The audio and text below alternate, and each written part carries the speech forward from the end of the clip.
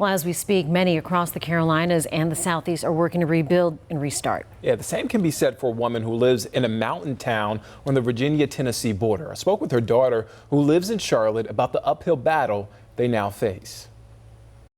Perspective. My mom's alive, and that's all that matters.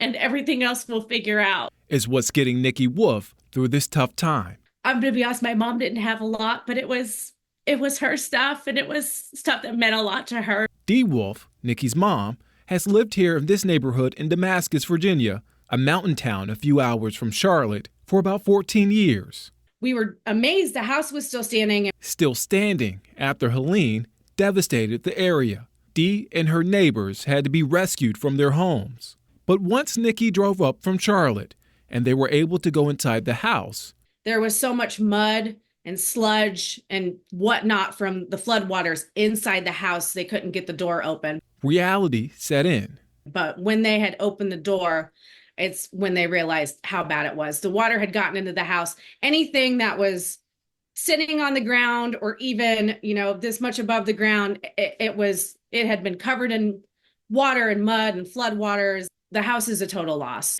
It's not fair for anybody to have to start their life over or go through something like this. But when you're 84, you shouldn't have to worry about this. While there are tears, Nikki also says there's perspective in all of this. And we're just very, very grateful. And we think about all these people in all these towns, and our hearts just go out to them. Leaning on their faith to persevere.